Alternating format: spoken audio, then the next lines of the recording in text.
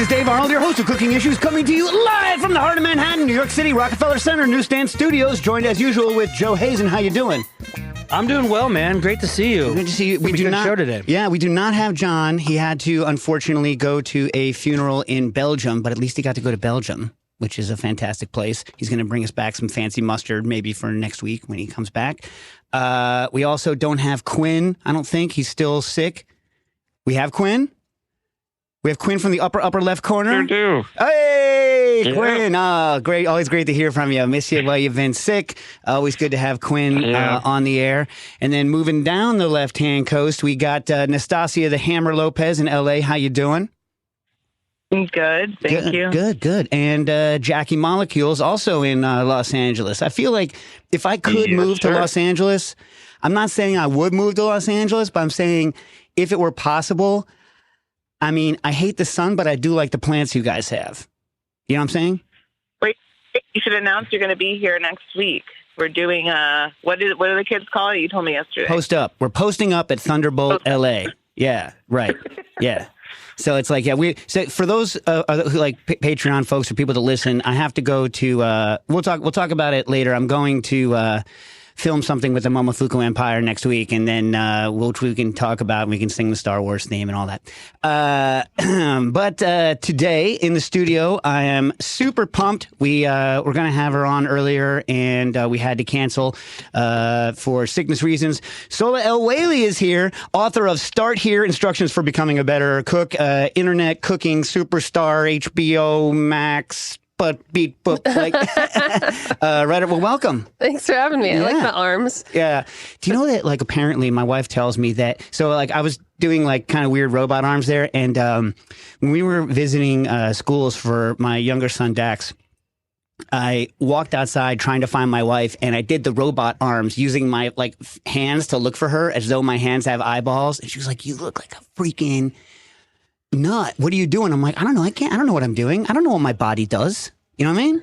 You can't look like a nut here.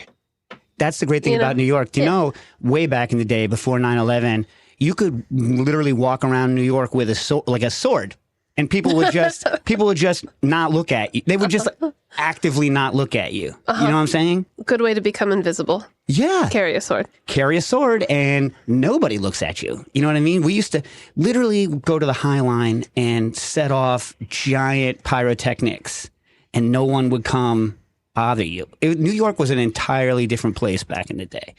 And not better necessarily, different. You know what I mean? Like, we definitely had our problems too. But anyway, welcome to the show. Yeah, thanks for having me. Yeah. So, and wait.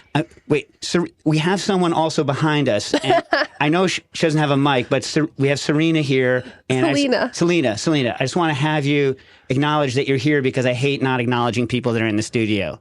You can shout, and maybe they can hear you on the. Yeah.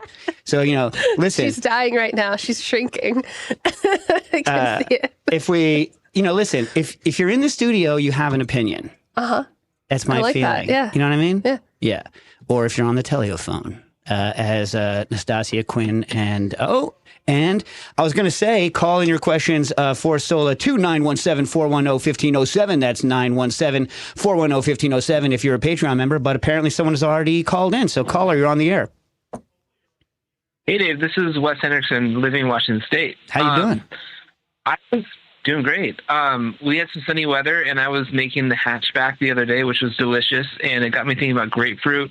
And I wanted to try making the Saratoga Paloma, and I can't get out to New York to get any of that water. And I was just wondering, anything I can do to get somewhat close to that? No.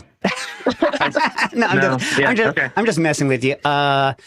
So for those of you that don't know, hatchback is it's grapefruit and tequila and Campari, and I forget what else. It was Karen Jarman's first drink on the menu at Booker and Dax back in 2012. Carbonated, great drink. Sold a lot of those suckers. Yeah, Clarified line too. Oh, yeah. Clary lime. Ah, gotta love clary lime. And the Saratoga Paloma is just this crazy water from Saratoga, Hathorn Springs #3. That is like the saltiest water. It's like a third of the way to ocean salty, but even funkier, like weird. When it comes out of the ground, it's carbonated, but also kind of got a little bit of a sulfur funk. So you got to like flash it off, and then you add a little bit of that because too much makes you kind of go to the bathroom because it's like Epsom salts or like Faso soda for those of you that have ever had to have a colonoscopy. So you don't put that much of it in there. You put a little bit in, but it's got a very, very strong flavor. You know what? I bet you if you put not like just I have black salt. Yeah, no, not so. See that sulfur is going to be too much sulfur. Like it's not like a panipuri situation. You had the Saratoga Paloma back in the day, right?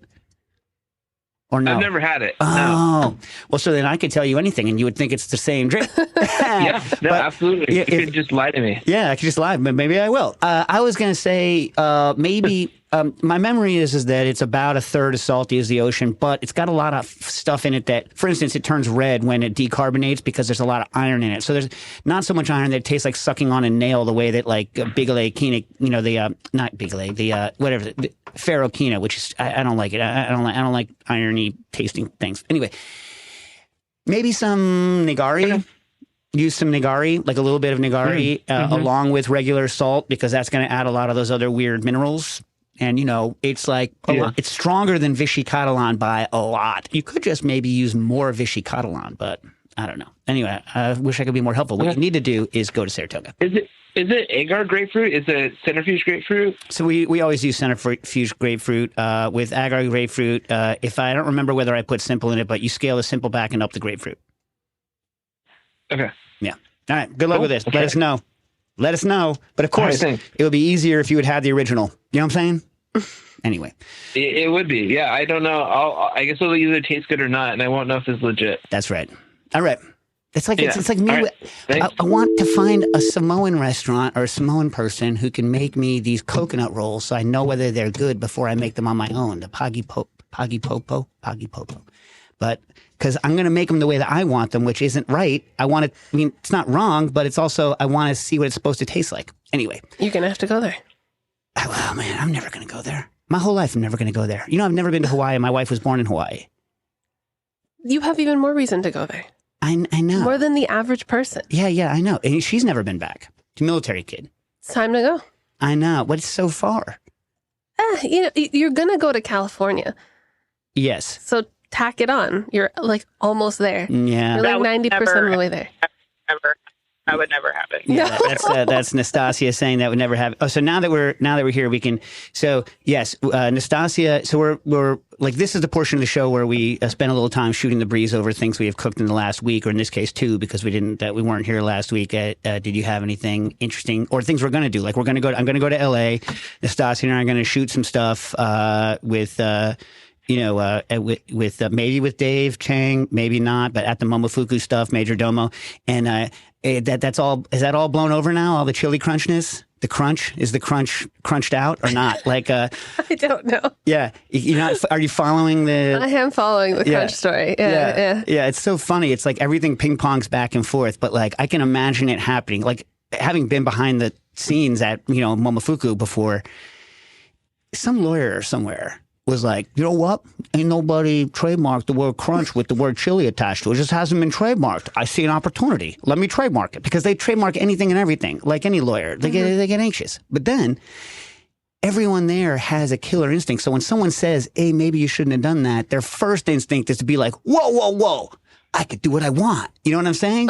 But then it takes a while for them to back down. You know what I'm saying? Because I feel like they're going to make more money in the long run just being like, my bad. Chili crunch is for anybody. You know what I mean? That's more long-term money. You know what I mean? Anyway, that's my feeling. I mean, I don't know. We'll see what happens. Yeah. I mean, look, of all the things, you really think that the word crunch is going to bring down David Chang? No. That's not going to happen. You never know. I guess that's true. You never know. We're just here to watch the show. Yeah.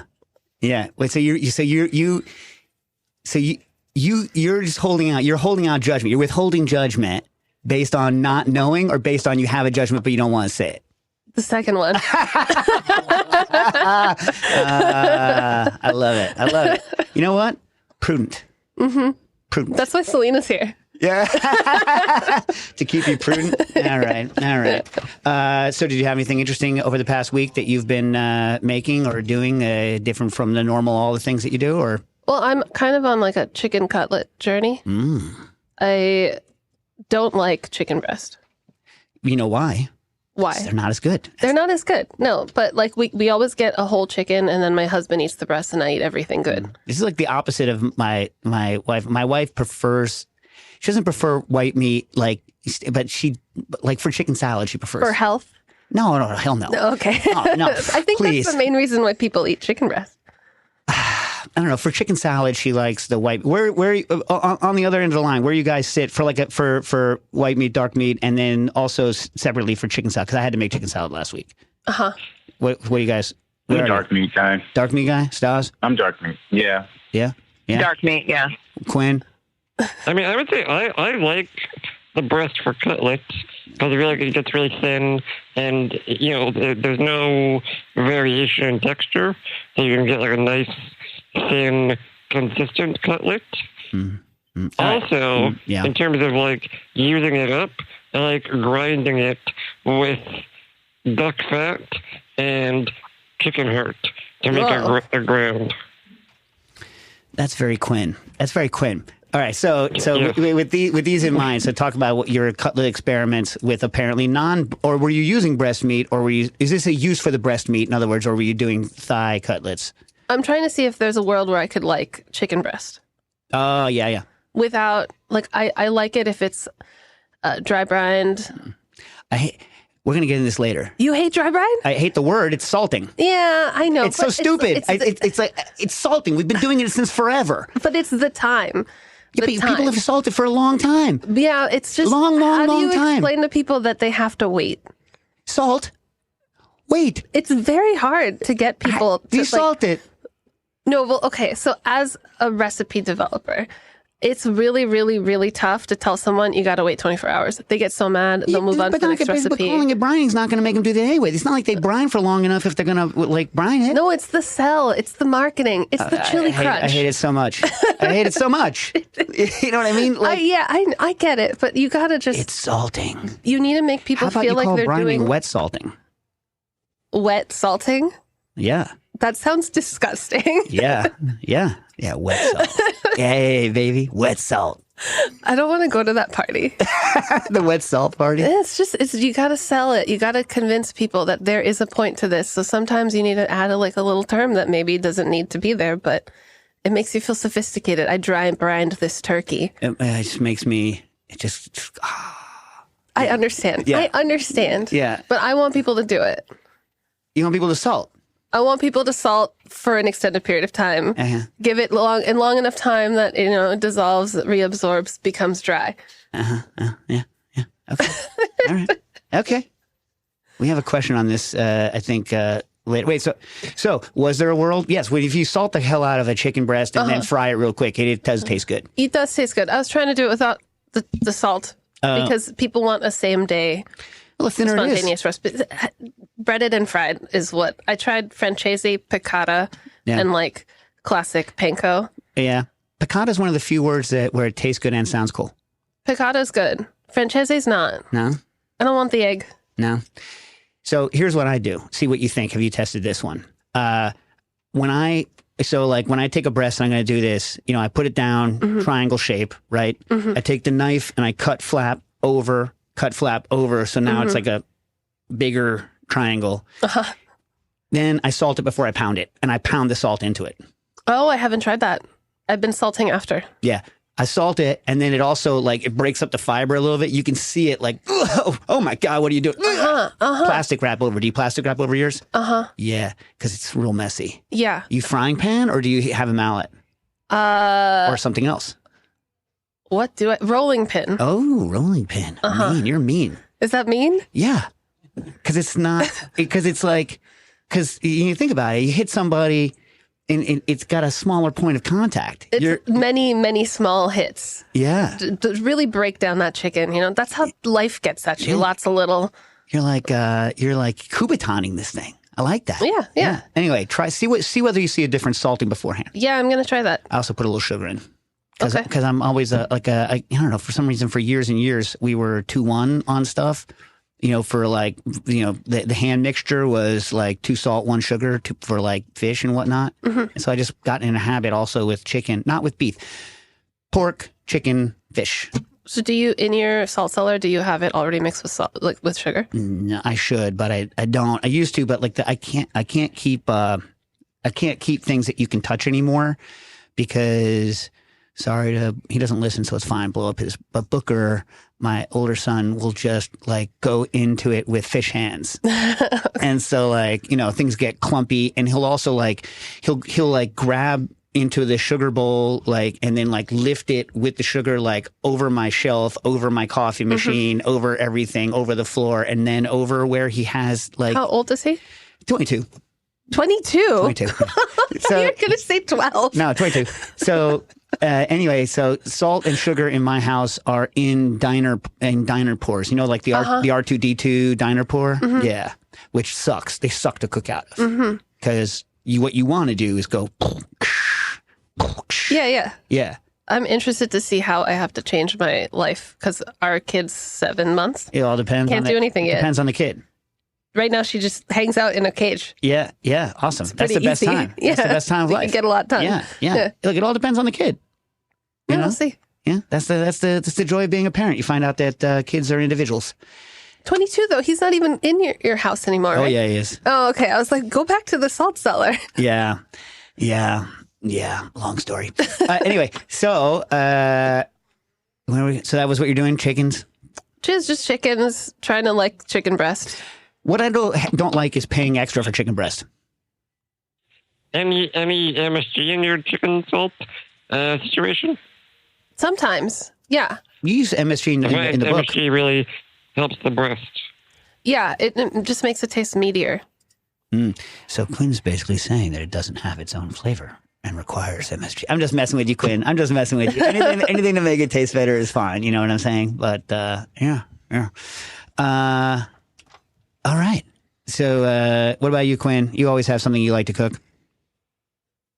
Let's see. The other week we did do a smoked prime rib before I got sick. That turned out pretty good. Now, do you want smoke? Does it turn out that you want smoke on your prime rib? Yeah, I mean, it definitely, especially the leftovers, are very hammy. But I think we got the ratio of like how fast you cooked in terms of getting just like a subtle smoke on the beef, and it was good. All right, that sounds good. What about you guys, California? Anything good? I went to this new Persian place here in Silver Lake on Sunset called Azizam. I think that's how to pronounce it. And they served this meatball. It's like a braised beef and rice meatball stuffed with, I think, stone fruit. And it was the size of a softball. I've never seen a larger meatball in my life. It was very good. So it wasn't like, what the hell, so big? It wasn't like you weren't like, what the hell's happening here? Meatball so big? I was when they served it, They said, too, they're like, oh, it's a big portion. And I was like, okay, cool. Did they shrug their shoulders? A softball. I always assume when someone's going to do it, they're like, it's a big portion. It's big. You know what I mean? Like, no shrug. Yeah. Well, we ran into the LA Times. What's his name? Bill from the LA Times, the food critic, and he was like, "Oh, I really recommend the meatball." And he also said it's big, and I was like, "Okay, all right. What's meatball all about?" So it's not lying. I was still surprised when it got to the table because, like I said, literally the size of a softball. Is that as the dish is normally made, or are they like, this is America, meatball's got to be big? That's a good question. And I don't know. Someone will have to tell me that. It's the name of the dish was a kafta tabrizi. I don't know if I'm saying that right, but I don't know either.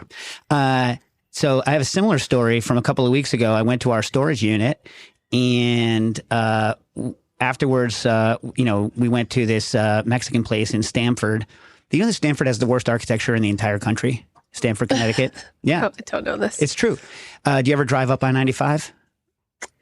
I haven't driven in years. Oh, well, if someone ever drives you or you take the train up when you're going through Stanford, which is where Nastasia is when she's here, it's like a museum for bad architecture. Do they like wear this title with pride? They should. Yeah. Yeah. So like that's where Purdue Pharma like started that whole thing in what we like to call the upside down murder castle, which is like every architectural thing gone wrong. Nastasia lives in a nicer Stanford. Nastasia, back me up on this. The buildings in Stanford are a nightmare. She's not going to back me up. She's not going to back me up. Yeah. So, but we went to this restaurant, and it was a Mexican restaurant, style, like fast food. But they were doing some sort of stuff. Why would you get Mexican in Connecticut? Okay, because I had just worked somebody like a dog for 8 hours, and they were dying of hunger, and they needed to pee. He looked up on the phone. We asked the guy at the storage place, and he said some other place, and the person I was with looked up on their phone and said, I want to go here. And so I say, wherever you want, because you've just helped me, right? Yeah. So anyway, so we go there, and they had these like Mexican arancini, right? These like stuffed fried rice balls, but they were the size of your head. They were the biggest things I've ever seen in my life. And what was inside? I didn't dare to order one. Oh. I should have just ordered one and thrown the money away, like ordered it. But like, who wants a rice ball that big? I mean, the ratio of crunch to mush is just wrong. Yeah, unless it was like a very thin, unless they did it like Nastasia's mom's tamale style, which is like thin masa, a lot of filling, but then it's a lot of filling. You know what I mean? Mm-hmm. I feel like a rice ball can be anywhere from like golf to like lacrosse ball. Anything bigger than lacrosse ball, I think is kind of a lot. I really like when they're just like poppable. You like a poppable rice ball? Like a little ping pong ball. Yeah? Because it's just so much crunch. Yeah, and then yeah, you get a little molten center. And there's like a little bit of cheese in the middle or something? Uh-huh, yeah. Yeah. I like a rice ball. I do. I first had them on my honeymoon. Maybe that's why. Where was your honeymoon? Italy. Well, we went to Rome, and like we just went to a crap hole. This is in the 90s, like 95. So back when you could still go to Italy and be like, oh my God. You know what I mean? Yeah. So... So we were in Rome, and we were like, I hear they have rice balls, and we got one. We're like, yeah, good. Okay, yeah. So, but I feel like when you have something somewhere else in like a romantic moment, it's just like attached to you. Yeah. This nostalgia. Well, speaking of cutlets, another thing we had there, of course, was veal, but we rarely make it with veal because who's got the cash, is saltine boca. Uh-huh. I had that in I was going to try that. You should. You know why? Delicious. Yeah? Real good. Can you make it with chicken? Yeah. Okay. Yeah. Oh, okay. yeah. Right. Yeah. There are a lot of things you can poultrify, Italian stuff you can poultrify. You ever do the turkey ossobuco? Turkey ossobuco? No. Good. With like the leg? Yeah. Oh, that's a good idea. Pull tendons for Christmas? Or Thanksgiving? Yeah, although then I would get the veal because I would be with my mom and she would look at me cross-eyed if I did that. Okay. You know what I mean? I always have to come up with a new way to do turkey every year, no matter what. So maybe it'll be ossobuco this year. Listen, the trick always for me is it's a little messier than real ossobuco because they're turkey legs. You know what I mean? You have to pull the tendons after. You know what I mean? Mm-hmm. Unless like someday somebody will pull the tendons before, but that's never happened to me. So my thing this week was Stas earmuffs because I know it's going to bother you. I made another pie over the last week. So a listener wrote in and said, so I do this thing where I adjust fruit juice to have the same acidity as lemon or lime, and I do it for cocktails, right? Acid adjusting. And so this person was like, can you acid adjust juice to make a key lime pie? Such a good idea. I know. Yeah. It's the best idea I've heard like in years. So like, so I've just been doing it constantly, right? Constantly. And Quinn made a calculator on our Patreon site that will like automatically calculate because key limes are a little more acidic than regular limes, which is why when you make it with regular lime juice, it's too sweet. Mm-hmm. Because regular limes are about 6% acidity, more or less, give or take. And key limes are like 7%. Right. So it's like, more. Anyway, so I did a pineapple chiffon, which, if we have time later, we can talk about this pineapple recipe that I was showing you before. So I was doing a pineapple chiffon, but instead of leaving it just sweet, I acid adjusted it up to lime, so it was like a real tart pineapple chiffon. Do you do that with just citric acid? No. I use a mixture of citric, malic, and succinic to have it really hit. You could just do it with citric, but it wouldn't be as limey. It would taste less like lime. Wait, what was the third acid? Succinic. I don't know what that is. A little what? I don't know what that is. It's a tiny. So it's an acid that on its own tastes like bad. Like what I always say. My description is like you bit your tongue after you were eating an oyster shell, or like you cut your tongue on an oyster shell, so kind of mineral and bloody. You know what I mean? But a tiny bit of it. We're talking like a tiny, tiny bit, like 0.04%, like tiny. I make a 8% solution and then just add like a half milliliter to every 100 mils of juice. But that little bit gives it that kind of back of the throat peely lime hit. Oh. Okay. And it lasts forever. You buy a container, a little packet of it at what's it called, Modern's Pantry, and you use so little of it that it lasts forever. Speaking of Modern's Pantry, I heard you got a spin saw. Yeah. Yeah, I did. I'm really excited to use it. Don't know when that's going to happen. Don't know where, don't know when. But I think the crazy thing is we ordered it before I was even pregnant. Wow. We waited longer for the Spinzall than the baby. Okay, well, get this. Nastasia has always felt there's some sort of baby food juju with it, but we've never figured it out. Right, Stas? Yes. We just don't know what it is. Maybe you should use it for that. No. Do you know I'll tell you a secret about the Spinzall. It's not a secret. I'll tell anyone that will listen. But so my mom's a cardiologist, just recently retired pediatric cardiologist. And they had a patient where the baby couldn't have fat for the first several months of its life, couldn't have fat. I forget why. I forget what the condition is. But it turns out that a Spinzall can spin the fat out of human breast milk so that the mother can still do not technically breastfeeding, but can, all the benefits of breastfeeding other than the social ones. And with the Spinzall, and then we gave it to another person. So now we're trying to figure out how to push this into the hospital market. It's like every OBGYN unit should have one so that in case you have a baby, all of a sudden you could, you know what I mean? You know what I'm saying? Because you could just hand it off to a person and let them take it home for the couple of months they need it and then hand it back to the hospital. You know what I mean? I feel like that would never work. What do you mean? There's so much like bureaucracy. Just getting her social security number was a nightmare. Really? I don't think they could handle a Spinzall.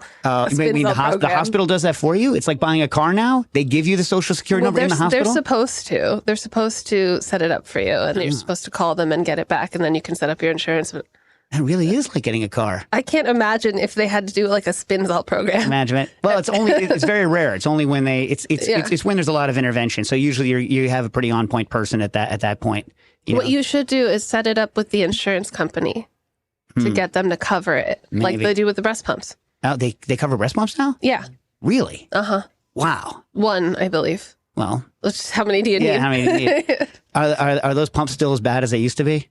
I mean, I don't know what they were like, but I hated it. They make a crazy noise. Aside from anything else, like they're like used to make crazy noises. Well, and they just make you feel terrible. So I stopped at 6 months, and I'm like a person again. It's really exciting. Yeah, I'm back.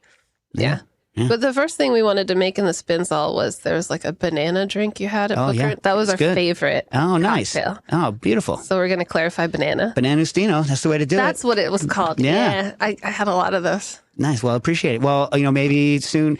I don't know if we're going to put that. We should put that on the menu again. So like Fabulous and Jeremiah from Contra, we're going to do a bar program with them. I'm like, let me put some oldies but goodies on. And Jeremiah's like, I don't know, maybe it should be all new. I'm like, I don't think it has to all be new. Do a throwback menu. Yeah, I mean, just sometimes special pop-up. Yeah, people would be excited about that. You know what a nightmare pop-up is. They are nightmares. Yeah, they are. But they're fun. I mean, I feel like it's always worth it. Okay. Maybe not a day, do like a week. Because a day is stupid. Yeah. I hate like single day pop-ups. Absolute nightmare. You set up an entire restaurant for a day. Yeah. But who makes money in a pop-up? Nobody does. It's just fun, marketing, branding. For the record, eyes rolled when she said fun.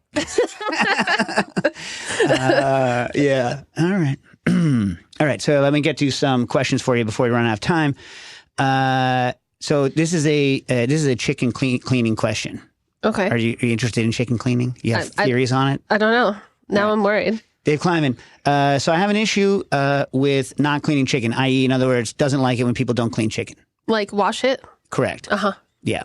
And this is McGee's new thing is that there's a whole thing. Do you familiar with the whole? This is like No, the chili don't know. crunch thing. I don't know the whole thing. So there was backlash against washing chicken put out by the USDA because they put like images of like cartoons of like spatter of like salmonella Phil spatter getting all over the kitchen, but then further research shows that that's not the case, and so McGee is a wash if you want to kind of a guy. Okay. I recently got internet backlash for telling people not to wash their chicken. Well, so you are like a party to the bull crap. To the don't wash? To the either way. If someone like that's why I just shut up about it. Yeah. I just I don't want to deal with it. The one thing, okay, even if you're not spreading salmonella, it does make it harder to sear. Well, it depends on how long you're going to wait. Huh? After you salt it? Yeah. Am I right? The dry brining. Yeah. Okay. So I really have an issue with not washing chicken, which often comes with factory odors, off smells, who knows else what's growing on it. By the way, a lot of factory odors are from bags, and just opening the bags will make the odor go away. Like on meat, that sulfur smell flashes off. That's just my 3 cents. I use a special outside sink just to wash raw stuff. Well, isn't that nice, Dave? Wouldn't that be nice to have an outdoors? Anyway, and the entire area gets sanitized after I soak my raw meats. I've done the weighing test, and honestly, the meats, fish, and poultry I've soaked haven't gained any significant weight during the soaking. Furthermore, if they did so, they lose it again if I hang them to dry in the fridge for a few days with koji spices or even nothing on them. So just asking, really? Discuss further. So apparently, maybe Dave was part of this whole Megillah with you and the washing, not washing. Yeah, a lot of people yelled at me, and I did some more research, and I don't care anymore. There you go. I don't care. Do whatever you want, okay? Yes. But it also made me realize that I don't get the kind of chicken most people get, because I'm usually going to a butcher, so it's not often put in a bag. Right. So I don't have the same off smell, and I know that 90% of people don't get chicken like that. They do not. So they're getting in a puffy thing with that little absorbent Megillah underneath. Yeah, so my bad. I'm sorry to the world. I made everybody mad. Yeah. So I had a butcher, and his assistant's name was Ray, and Michael was his name. And you made me think about buying chicken from a butcher because I haven't in so many years. I haven't had a butcher in like my own butcher. I haven't had my own butcher in like 12 years. And you can bring this back into your life. This is New York. But there's always a butcher nearby. I know, but like, I don't know. I just felt I didn't find a new one when I moved because like, I knew him. I knew his family. Like we bought each other, like, I bought him a wedding gift. You know what I mean? It's yeah. And Ray could rip the skin off of a chicken leg in under 2 seconds using his apron. And he would just sit there going, boom, boom, boom, boom, boom, whole box of chicken. Mm-hmm. Yeah. I need a butcher again. You need a new Ray. Where do you live? I live in the East Village. Okay. There's a lot of options. Didn't you say in the book you couldn't get Diamond where you are? Diamond Crystal Kosher? Yeah. Not until recently. Now Fresh Direct has it. But you read the book? Yes, but you couldn't. Nobody reads the book before these things. Hey, man. But like you can't go to like a Key Foods or something? They don't have the Diamond? No. It's there has been in the last like year or two, but it's usually been Morton. Yeah, I hate But Morton. now there's Diamond at like the bodega. Yeah, I hate Morton like a lot. Yeah, I do too. Yeah. But also people yell at me for that, so I don't care. Just listen. No, but that's not really a matter of opinion. Morton's just not as good. Okay. Because it's like it tastes the same, but it doesn't hold as well. It's harder to use. Yeah. And like it slows you down. Because I want to be able to take a fistful of salt and season like a whole tray of stuff. Yeah. So you can't. You need to be able to do it, and you can't judge. You're either gonna go over or under with Morton's. It's really hard to gauge how much salt you're putting on something when you're dry brining. You're a killer. I'm gonna try and use it as many times as possible. You're a killer. Yeah. But you know what I'm saying? Yeah. It's just not as good of a product. I'm just getting sick of getting yelled at on the internet. But why would anyone yell at you about Morton's? Because people yell at me about everything. It's just objectively worse to cook with. Yeah, I agree. We're on the same page. But I don't really think that's opinion. Like, okay. Anyway, but one thing you do say is that, and I'm curious when you handed in the copy, that you say you enjoy seeing the Crystal Diamond box, and they changed the freaking box. I hate the new box. It's taller than it used to be. It doesn't fit where it used to fit. What are your feelings on the new Diamond box? First of all, why change an iconic box? Yeah, so I was really mad at first. And same thing, I had to move the storage. It had to go to a different shelf because it didn't fit anymore. Yeah. So like that, I had to fully rearrange my pantry because I always have at least 3 boxes. But it's grown on me. Really? It's grown on me. I've been looking at it a lot. I'm over it. I can't even, there's a pattern on it now, and I can't even look at it. I don't even know what the pattern is because it makes me so angry. So you're saying I should chill and just like stare at the box for a while? Yeah, just stare at the box for a while. And I like it now. Okay. I really hated it, but it's grown on me. And then on the back, they have these like line drawings of how to use salt, which I think is kind of cute. So just put it like somewhere you can see, stare at it for a while, and you're going to like it. Now I actually think it looks more classic and retro than the old design. The old design looks more 90s. I feel like it's taking us to the 60s. Oh. And now I have to go back and look at like every year of a diamond crystal box. Anyway, Dave had a couple more questions about washing.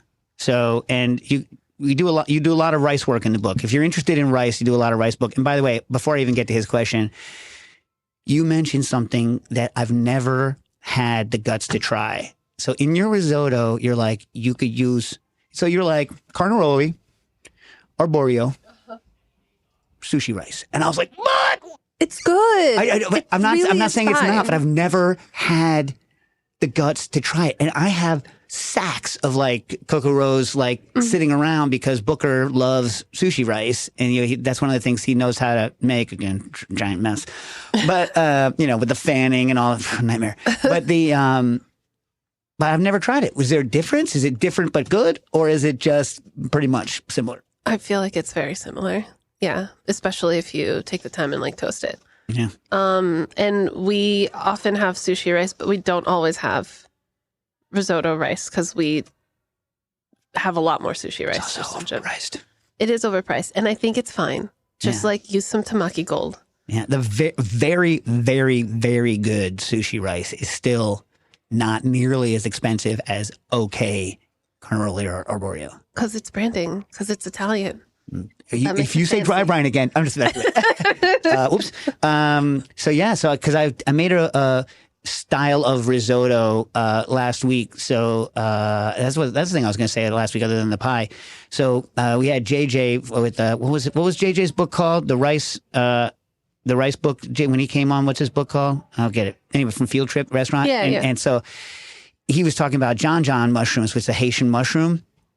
And I'd never had it before. He came on the show, and I've been buying it. It's really expensive, though. It's like $14 for a little bag at Calustian's, but it tastes delicious. I highly recommend the John. So I did a cold soak because cold soaks taste better on mushrooms. I'm sorry. Cold soak just tastes better. You can heat it afterwards, but you got to cold soak it for a while. I've done some tests. That's my opinion. You can have it. You can leave it. And I made a risotto where instead of broth, I used John. Oh, and that was it? Yeah. Well, that was flavorful enough. I grind up parsley and garlic and shallots and thyme. I didn't put the clove in, and onion and butter. Okay, so it was like everything and John mushrooms. And John mushrooms. Okay. But instead of using white wine, but instead of using, you know what I'm saying? Yeah. And it's like this cool black color. Yeah, it's like it's black risotto. Okay, I'm gonna try these. Yeah. John. And I love the word John. DJON, John. If you keep talking about it, it's only going to get more expensive. I doubt it could get. How's it going to get more expensive? That's how things work. Everything's a lie. Pricing is a scam. That's true. You ever deal with liquor people? It's the worst. Yeah. It's a complete. They're like, we don't know how much we want to charge for this yet. We got to figure out which person we want to buy it, and that's how much we're going to charge for it. Really? They're like, yeah. I'm like, gross. So on rice. As for rice, back to Dave. It's obvious that it should get washed, as you insist, but rice can be full of all sorts of contaminants, such as rodent feces and whatnot. Gross. I've never seen rodent feces in my rice, although I did have a whole bag of rice, like a 10 or 15 pound bag, unopened that had weevils in it. So something had gotten in it, and because I had not opened the bag, I didn't vac it down. Nightmare. Wait, my you nightmare. vacuum seal everything after you open it? I get like 50-pound sacks of grain, so sometimes the grain is like How do staying you around. have room for that? Where do you live?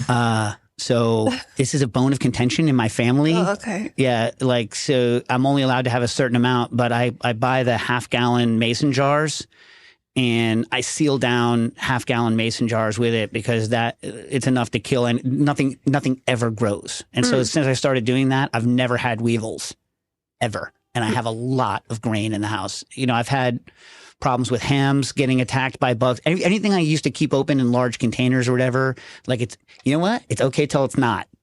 So if anything goes down and there's a food shortage, we all go to your house. Yeah. You're ready. We're good. I got as long as we have power, I've got the grinder, and we're good to go. Okay. It's obvious it should get washed, as you insist, rodent feces. So to me, that would seem like also a cross-contamination risk. It just seems a little contradictory. So they're still on this whole don't wash chicken thing. Still talking about They're still talking about the chicken. I don't know where you're getting rice with rodent feces. Like, buy your rice somewhere else. Yeah. That's my only advice. I have to say, when you get 50-pound sacks of grain, sometimes they're real clean and sometimes they're not. It's really weird. It's like sometimes they're really clean and sometimes they're really not. Well, you know how I buy chicken in a way most people don't? You buy grain in a way most people don't. Accurate. You know? Accurate. But on another note... Is this the same guy? Same guy. On another note, he appreciates your encyclopedic cooking knowledge that they always seem to turn to in your former position at the magazine that will not be named. So I know you've been doing 101 style vids for because of the book, but some of us would love to see some of your more advanced and difficult techniques or tricks as well on the tubes. I mean, I want to do like a part 2, like a harder book. Would that be a two? So keep going. Yeah, so, but like like what would you call it? Like I don't know. Level up. Ah, there you go. But they said no one would buy that. Who said that? The publishers. They said no one buys advanced cookbooks. Listen. You can do whatever you want. At this point, you can do whatever you want. I don't think so. I think at this point, you can do whatever you want.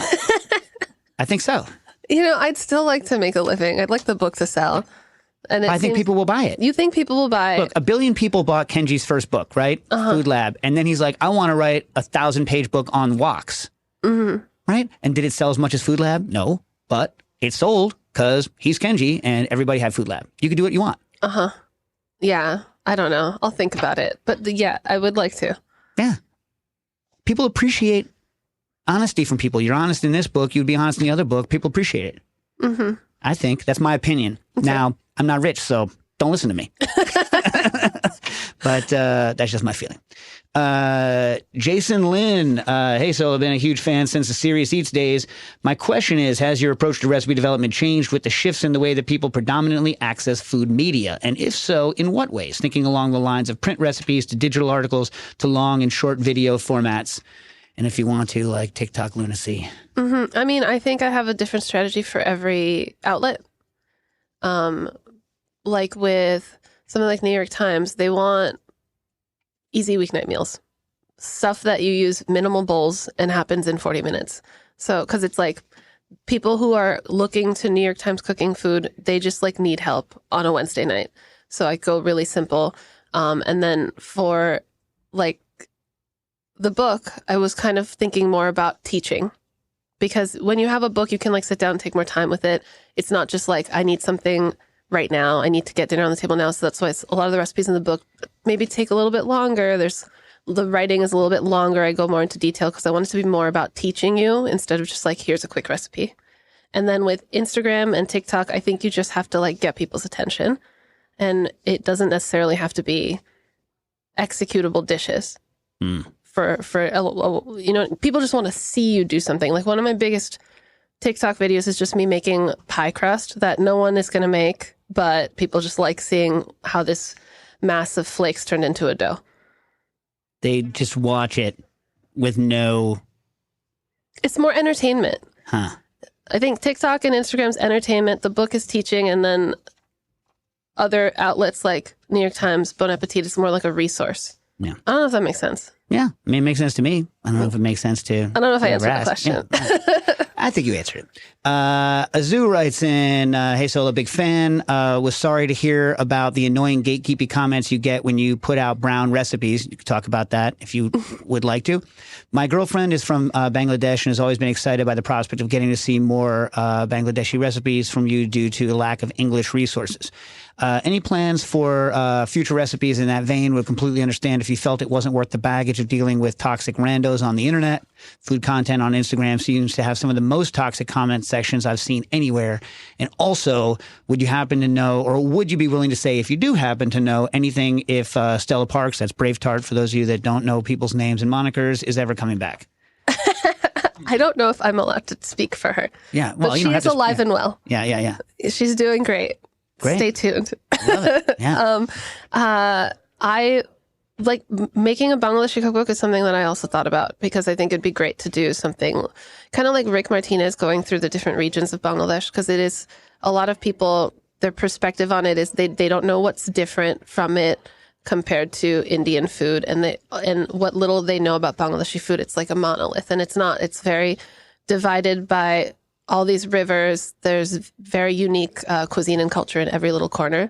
But I am afraid of getting yelled at. Like, I'm so tired of it. And that's why I don't make as much Bangladeshi food on the internet. Every time it's just like such a headache that I'm like, maybe I should just make pasta. Well, do you think it's like the kind of more reach you get, the more a-holes you also have to deal with? Or like, is it like this sort of like punishment, or like the bigger your reach, like the more you have to get like this thick skin against a-holes? Yeah. Well, I mean, I also kind of get where they're coming from because it is an underrepresented cuisine. So they really want to see it showcased in the way they know it. You know, they really want to see the korma their mom made. But the fact is there's a million kinds of korma. Oh, so you're getting it from both sides or one side. Who's causing you the most problems? What do you mean? So the gatekeeping, you're saying that like from the Bangladeshi community. Yeah. It's the Bangladeshi community. Like I'll spell a word slightly different than the spelling they might know. But the fact is Bangla translated to English, it's like there's a lot of ways to go with it. You know, the words don't directly translate. The sounds aren't exactly overlapping. So, but I understand because you want to see it presented the way you know it. Yeah. I totally get that. But I can't be everybody's Bangladeshi person. Does that make sense? Yeah. No, I mean, like, at the Museum of Food and Drink, which is, the project I've been on forever, like that we've always kind of fought against someone saying that any one person has to represent some sort of weird false authenticity. Everybody's experience is authentic to their experience and to where they come from. So it's weird to have to stand in for everybody's experience. Yeah. It's bizarre. Yeah. But I mean, I understand because there's just not enough people out there representing this cuisine. Right. It's also difficult because I'm Bangladeshi, but I grew up in LA. I'm like born and raised in LA. So is there a big community there? Huge. So my perspective on the food is shaped around the ingredients available there. It's not authentic to someone growing up in Dhaka. And I'm sorry for everyone there who's mad at me. Right. But like but that's the thing is like, cuisine is supposed to change when it moves. Yes. That's how everything happens. It always has throughout history and time. But I think it's scary now because it's happening at a faster pace than. It's like how you're talking about Italy in 1995 versus Italy now. Yeah. Like the first time I went to Italy, it was like 2003 and it was like life-changing. I don't remember having a smartphone. I feel like I had to use a map to get around. Can you imagine? Yeah. Right. And every single like place I went in Italy, like Rome was different from Cinque Terre, was different from Florence. And now everything's just an Instagram filter of Italy. So, but I feel like it's kind of what's happening with food. Everything's kind of like blending together and it's making people more protective of their perspective on it, if that makes sense. Right. Although, some people have always been that way though. Yeah. Yeah. I mean, they have a voice now. Yeah. MJ, what do you think that is? 10,021. I'm going to say that's how MJ pronounces it. Hello. I'm working on my karaage recipe and I'm trying to get a crisp exterior that stays crispy longer. Compared to my karaage, I can never pronounce that right. Some that I have seen seems much airier. I generally use potato starch, and once the marinated chicken wets out the starch, I give it one more dunk before dropping into the hot oil. Other than different starches, is there anything that you think I can try to get an airier and longer lasting crunch? Thanks. Other than different starches, so my first thought was crisp coat. Yeah, people buy that a lot now. Crisp coat's good. I mean, I feel like we fry everything at home with it. It does make a difference, but what percentage? Because remember, like not being industrial means you can use a lot more of these expensive starches than a regular industrial concern can, because they cost a lot more, but not that much more compared to what you're doing in your life. You know what I mean? So what do you think? I just eyeball it. Eyeball it with the spoon. Because they used to say National Starch, which is now whatever they call themselves now. Janet Carver is still running that. I would like to have her on the show one day. Anyway, I think they used to say 10%. Oh. But I feel like we all use more than 10%. I definitely use more than that. Yeah. But, I mean, besides starch, my other thought is just like oil temp. Yeah, what's your I mean, like... My feeling is it's hard to give any advice unless you know all of their steps, because there are 30 ways to crispy. You know what I mean? But like just intervening in the 5th step to crispy is not necessarily going to help somebody unless you know what the first 4 steps and the next 4 steps are. You know what I'm saying? Yeah. That's my feeling. Yeah. It's hard. Yeah. It's like people it's like why isn't this working? I don't know. Tell me everything you did. Yeah. You know what I mean? Like, tell me all the things. Like, did you dry brine the chicken? Oh my God, you're killing me. Arturo says, and I don't know which El Pastor place Arturo is referring to, but have you been to the Tacos Al Pastor place yet? Which one? Is this like... I think I know which one they're talking about. All right. Which one are they talking about? I recently did a podcast about Al Pastor, like the history of it, and my husband went to that place in Greenpoint. Okay, was it any good? It's incredible. I can't remember what it's called, though. It's fine. The Al Pastor place in Greenpoint. There you go. It is. Have you been there? No. You have to go. Do they have the pineapple on top with the cut? Yes, and they dry brine their meat. First of all, is it laminated up on the big thing? Wait, so it's really cool. So instead of doing slices like most people do and stack it up, they cut it like an accordion style. So it's one giant sheet of meat. Okay. Sheet of meat. That's my next band. And then they like fold it, ripple it together. And then they also do a dry brine marinade. So it kind of is like a sausage vibe where it combines. So when they slice it, it doesn't all fall apart. It kind of sticks together. And it gets so crisp. It's so flavorful. I think it's like, you've been to Tacos Numero Uno, right? Which one's that? Is that the one in Chelsea Market? Yes. This is miles above that. And I love Tacos Numero Uno. Yeah. I mean, to me, Al Pastor is a volume trick. If you're not serving a crap ton of it, if you're not constantly cutting off of it and using a high heat, it's not going to be as good. You know what I mean? Like, yeah, definitely. I make a great Al Pastor. Really? How many do you serve? Like 10 an hour. Nope. Yeah. You know what I mean? It's like, this just doesn't work. Oh, speaking of it, reminded me, Jack, I forgot to ask you when you told me how big that meatball was. Texture of the meatball, was it meatloaf texture? Like, so how bound was the meat in the meatball? Because like, I don't like it when it's overbound. No, it wasn't overbound. It was maybe somewhere between meatloaf and like a smaller, regular meatball. Okay. So, but like, if that makes sense. So they hadn't over salted and worked the meat before they formed it into a ball? No, I don't think so. No. Yeah. Don't you hate when they overwork a meat like that and then they dry it out? I hate that. I'm sorry. Right behind you, Selena pulled up the name of the taco place. What's the name of the place? Taqueria Ramirez. She's just holding up a note. Nice. All right. So see, we have the internet. We can do this. Yeah. All right. And so I can get to it before we start asking my own questions. Sam Silverman wants to know, when's Big Brunch coming back? Which is with. I don't think it's coming back. No. What's he like to work with? Is he okay guy? Yeah, he is. I know Will, but I don't know Dan. Obviously, I don't know. No, actually, I think everyone was surprised by how well the three of us got along. Just like clicked. It was a very good. I don't know. I guess that's what is that called? Where you talk and they see if you like each other. I don't know. I've never done that. Chemistry test. I guess that's why. Is that a thing? Yeah. Whenever you do a show with other people. You do like a Zoom together and you just hang out to see if you guys like click, vibe, or hate each other. This is why nothing I ever try to do works. Chemistry I failed test? the chemistry test. Yeah. Yeah. All right. I haven't. I haven't. I should check it out. It's on HBO. I have HBO. Yeah, check it out. Yeah. Tell your friends. Maybe it'll come back. I don't know. I don't know. These things are. I don't know. All right. So, I don't remember where it is because this is something I read the last time we're going to come on. Bone to pick before we have 5 minutes left. Bone to pick. I feel if you don't like pressure cookers, it's because you're following somebody else's technique that's not right with the pressure cooker. Okay, tell me about pressure cookers. I understand what you're saying. I forget the exact term that you use, but I said that I feel like when you cook meat in a pressure cooker, the sauce tastes better than the meat. So I prefer just like low and slow. Right. Like I was, the vibe I got was like, you're like, I don't want it to taste like pot de feu. I don't want it to taste like, you know what I mean? Yeah. So you have to drastically reduce the liquids. Yeah. And then figure out a way to not get it to scorch. So it's like, like. It's just easier to just not do that. No, but I love the way, like when like properly done, like I don't like beans in a pressure cooker because beans require evaporation. Very few dishes, I think, require the evaporation. They just require good, this is the book I was supposed to be writing, moisture management. They just require good moisture management.